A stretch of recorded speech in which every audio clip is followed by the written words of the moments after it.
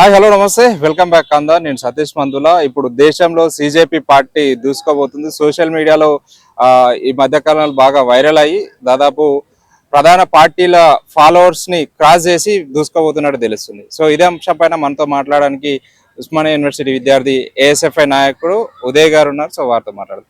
అన్న, చూస్తున్నాం మనం ఏదైతే దేశంలో ఒక సంచలనాత్మకమైన ఒక జెన్జీ ఉద్యమం అయితే వచ్చే సంకేతాలు మనకు కనిపిస్తున్నాయి. అది సిజేపీ పార్టీతో సోషల్ మీడియాలో విపరీతమైన ఫాలోవర్స్ తీసుకొని అది దూసుకోబోతున్నట్టు తెలిసింది. సో ఇదే అంశం పైన మీరు ఏ విధంగా అంటే ఈ దేశంలో సమాజంలో ఒక సుప్రీంకోర్టు జడ్జి సూర్యకాంతము ఒక పటియాలా లీగల్ సెల్ సమావేశంలో కాక్రోచ్ లాగా ఎగబడుతున్నారు ఈ దేశ యువత. అంటే మరి అసలు ఒక స్వయం ప్రతిపత్తి కలిగినటువంటి సుప్రీంకోర్టు జడ్జి ఆ మాట మాట్లాడడం ఒక రాజకీయ నాయకుల లాగా అనేది అత్యంత దుర్మార్గం. కాబట్టి కాక్రోచ్ జనతా పార్టీ పేరుతో 30 సంవత్సరాల యువకుడు ఈ దేశంలో ఒక అంతర్యుద్ధం తీసుకొచ్చి జంజీ మూమెంట్ను మరో ప్రపంచానికి తెరలేపే విధంగా చేయడం అనేది ఇది ప్రజాస్వామిక లక్షణం. ఏంటంటే ప్రజాస్వామ్యంలో ప్రజల కొరకు, ప్రజలకై, ప్రజల చేత ఎన్నుకోబడ్డ ప్రభుత్వాలు కాబట్టి ఆ ప్రభుత్వాలు ప్రజలకు సరైన పద్ధతిలో పాలన చేయలేనప్పుడు అప్పుడు ప్రజల్లో తిరుగుబాటు వస్తుంది. ప్రజల్లో కంటే చదువుకున్న విద్యార్థులు, విద్యార్థి ఉద్యమ నాయకులు, ప్రజా సంఘాల పేరుతో అక్కస్తో 12 సంవత్సరాలు ఉన్నారు. ఎందుకంటే దేశంలో 2 కోట్ల ఉద్యోగాలు ఇస్తామని ప్రకటించిన మోడీ గారు ప్రకటించలేదు.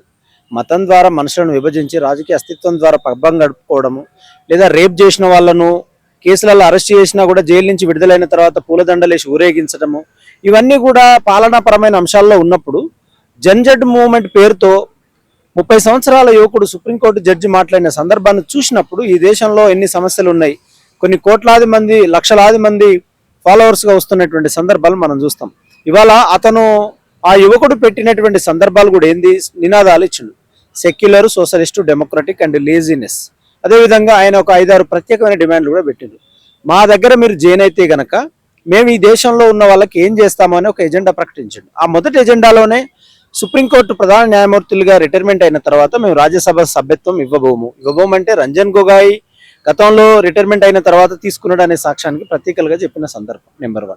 నెంబర్ 2 ఏంటి అంటే లోక్సభ సీట్లు పెంచకుండానే మేము మహిళలకు సమానమైన వాటా ఇస్తాం, దాంట్లో కేంద్ర మంత్రులు కూడా సమానత్వంగా ఇచ్చే ప్రయత్నం చేస్తామని చెప్పింది. నెంబర్ 3, గోధీ మీడియా అదే ముఖేష్ అంబానీ, అనిల్ అంబానీకి వాళ్ళ పక్షపాత వైఖరిగా నడుస్తుంది కాబట్టి మీడియాకు స్వతంత్రత కల్పిస్తామని చెప్పింది. నెంబర్ 4 ఏంటంటే ఎలక్టోరల్ బాండ్ పేరుతో పార్టీ ఫిరాయింపులు చేస్తే 20 సంవత్సరాలు జైలు శిక్ష విధిస్తాం.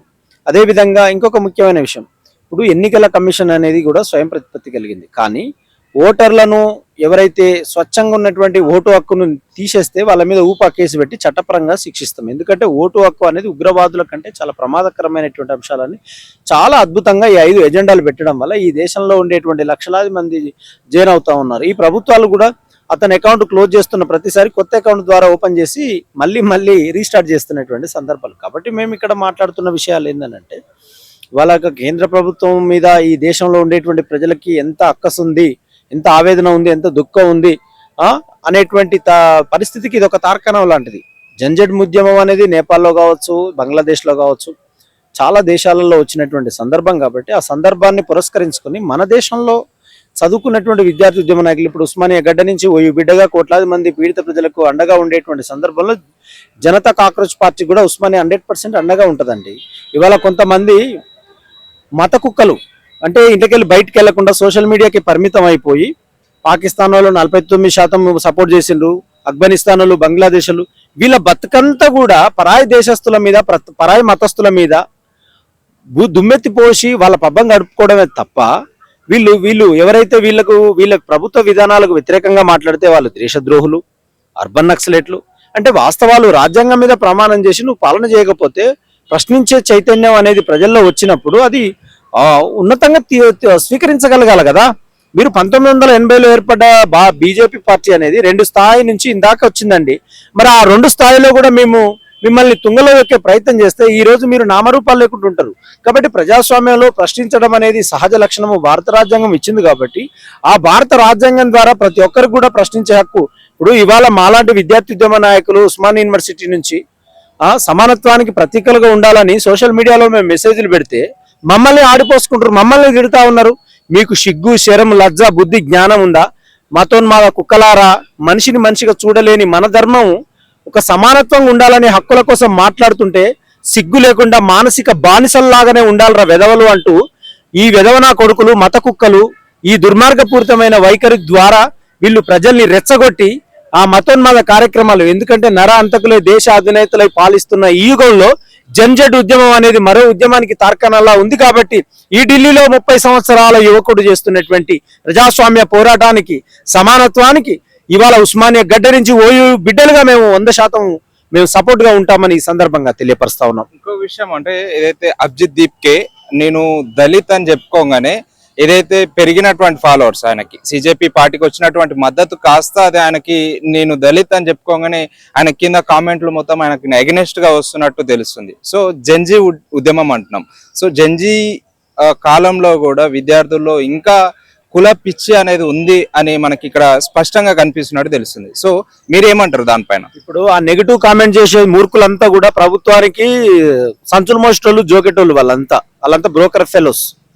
ఇప్పుడు ఈ దేశంలో అణచివేత నుంచి ఎదిగొచ్చిన స్వరాలు భాస్వరాలై పేలుతున్న కాలంలో బతుకుతుంది.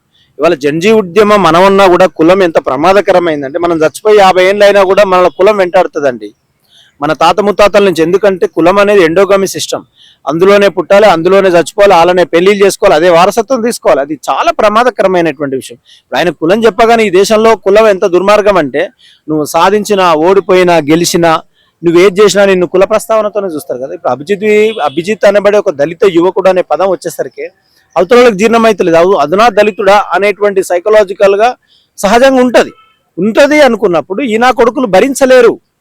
అగ్రవర్ణ దురహంకారం పేరుతో దళిత అబ్బాయిలు ప్రేమ అనేది సహజంగా వచ్చేటువంటిదండి. అటువంటి ప్రేమను వీళ్ళు కులం ద్వారా మనుషులను విభజించే మూర్ఖపు నా కొడుకులు. ఇవాళ పెద్దపల్లిలో గౌడ సంఘం వాళ్ళు, బీసీల పేరుతో ఉన్న వాళ్ళు దళితుల బోనాలు రానియలేదండి. ఇవాళ టీవీల ముందు మాట్లాడే ఈ మతోన్మాద కుక్కలందరూ కూడా వెళ్ళాలి కదా అక్కడ వెళ్ళి చూడాలి కదా. మరి దళితులకు ఇట్లా జరిగింది, మేము మా ధర్మం యొక్క విలువలు చెప్తాం, ఈ కులంలో ఇట్లా చేసినందుకు వాళ్ళని శిక్షించి సమానత్వానికి ప్రతీకలుగా చూడాలి కదా. అంటే ఇటువంటి సంస్కరణమైన కార్యక్రమాలు వీళ్ళు చెయ్యరు. దాని డంబాచార ప్రచారం కోసము అబద్ధాలను ప్రచారం చేసుడు. ఇవాళ బీజేపీ ప్రభుత్వ విధానంలో ప్రజా వ్యతిరేకత ఎంతుందో అనడానికి జన్జెడ్ ఉద్యమం మరో కారణం అనేటువంటిది 30 సంవత్సరాల యువకుడు చూయిస్తున్నటువంటి ఒక అద్భుతమైన అవకాశం అది. ఆ అవకాశాన్ని ప్రజలందరూ కూడా ప్రజాస్వామిక వాదులు చేజిక్కించుకునే ప్రయత్నంలో ఇవాళ ఈ దేశ ప్రభుత్వాన్ని నరాలన జీర్ణించుకొని దాని వ్యతిరేకతను ప్రకటిస్తున్న వాళ్ళు, దానివల్ల వాళ్ళందరూ కూడా వ్యతిరేకంగా మెసేజ్ పెట్టుడు, తిట్టుడు, అవమానించుడు వాళ్ళకు ఉంది కదండి. ప్రైవేటు 10,000 మందితో ప్రైవేట్ సైన్యం ద్వారా వాళ్ళు సబ్జెక్ట్ ఉండదు, ఆబ్జెక్ట్ ఉండదు, అక్కని, అమ్మను, చెల్లెను ఇష్టం వచ్చినట్టు మెసేజ్లు పెడుతుంటారు ఈ మతోన్మాద కుక్కలు. కాబట్టి వీళ్ళందరికీ కూడా చెంపపెట్టు లాంటిది ఇవాళ నరేంద్ర మోడీ గారి ప్రభుత్వం గడగడగడలాడిపోతుంది, భయపడతా ఉన్నది. ఇవాళ ఎందుకంటే ఇవాళ ఎవరు ప్రశ్నించలేరు, మాకు మేమే రారాజులము, మేము ఈ దేశానికి నరహంతకులమై ఉన్నామని చెప్తున్నారు. ఎందుకంటే వాళ్ళ చరిత్ర ఏందో అందరికీ తెలుసు, ఈ దేశ ప్రజలకు అందరికీ తెలుసు. కాబట్టి ఇవాళ 30 సంవత్సరాల యువకుడు ఈ దేశ కేంద్ర ప్రభుత్వాన్ని గడగడలాడించడం వల్ల దానికి ఉండేటువంటి అనుచర గణం వాళ్ళందరూ కూడా తప్పుడు మెసేజ్లతోటి ఒక భయాందోళన సృష్టించడానికి ఒక దళిత యువకుడు అనే దాని మీద పెడుతున్నారు. మూర్ఖులు, కుక్కలు వీళ్ళంతా. కాబట్టి వీళ్ళు ఏది పెట్టినా కూడా ప్రజలకు ఇల్లు కావాలి, భూమి కావాలి, అవకాశాలు కావాలి, ఉద్యోగాలు కావాలి, సమానత్వం కావాలి, సంక్షేమం కావాలి, భద్రత కావాలి. ఇది లేనినప్పుడు నువ్వెంత పెద్ద మోడీ అయినా, అమిత్ షా అయినా, ఇంకెవరైనా కావచ్చు. కాబట్టి ప్రజలు బయటికి తీసుకొచ్చి బట్టలిప్పి బదట్లేసి తన్ని నీ ప్రభుత్వాలను కూలగొట్టి ప్రజాస్వామిక ప్రభుత్వాన్ని ఏర్పాటు చేస్తారు. దానికి పునాది